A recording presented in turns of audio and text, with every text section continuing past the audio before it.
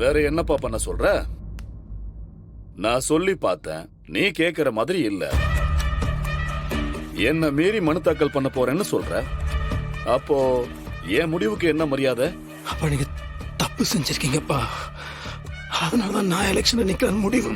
டேய், அரசியல்ல குடும்பம் இருக்கலாம்டா, ஆனா குடும்பத்துல தான் அரசியல் இருக்க கூடாது. ஒரே தொகுதியில ஒரே குடும்பத்துல இருந்து எதிர்த்து தேர்தல் நின்னாங்கன்னா பொதுமக்கள் நம்மளை பத்தி என்னடா பேசுவாங்க? ஆமா, இதெல்லாம் உனக்கு யார் சொல்லி தர்றாங்க? யாரு? உன் பொண்டாட்டியா? பொம்பளைங்க பேச்ச கேட்காதீங்கன்னா எவன் கேட்டுற போறான்? நீ கேட்டுற போற?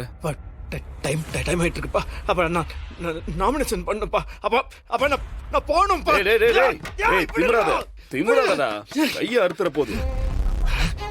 ஏண்டா, உன்னை இப்படி அவுத்து விடுறதுக்கா இவ்வளவு கஷ்டப்பட்டு பால்ல மயக்க மருந்து கலந்து உன்னை பத்திரமா கட்டி தூக்கிட்டு வந்து இங்க கட்டி வச்சிருக்கோம்? அப்ப நீங்க என்னப்பா இவ்வளவு கேட்டவர மாறி இருக்கீங்க? என்னப்பா பண்றது? பாசமுள்ள அப்பாவா இருக்கலாம்னு தான் பார்த்தேன், ஆனா பிள்ளைக்கு பிடிக்கலையே. அதான் வில்லத்தனமான அப்பாவா இருக்கலாம்னு முடிவு பண்ணிட்டேன். ஏன்பா, இது கூட உனக்கு பிடிக்கலையா? அப்ப என்னப்பா இதெல்லாம்? டேய் டேய் டேய் டேய், நீ ஹீரோ ஆகிறதுக்கு இது நேரம் இல்லடா. நீ தனியா போய் ஹீரோ ஆயிக்கோ. அரசியல்ல நான் வைக்கிறது தான் சட்டமா இருக்கணும். நீ பிறக்கிறதுக்கு முன்னாடில இருந்தே அரசியல் பண்றவன்டா நானு. என்கிட்டயேவா? உனக்கு என்ன வேணும்னு கேளு, நம்ம பசங்க வாங்கி கொடுப்பானுங்க. நல்லா சாப்பிட்டு ஃபுல்லா இங்க ரெஸ்ட் எடு. ஒரு 4 மணிக்கு அவுத்து விட சொல்றேன், வீட்டுக்கு வந்து சேரு.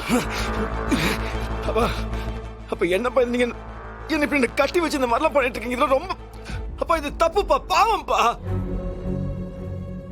அப்பா இது நம்பிக்கை துரோகம்பா. அப்ப நான் உங்களுக்கு எவ்வளவு வேலை பண்ணிருக்கேன்ப்பா.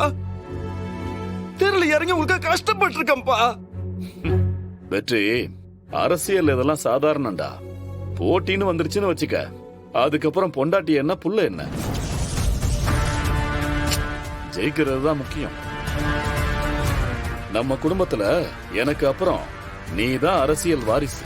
ஆனா எனக்கு அப்புறம்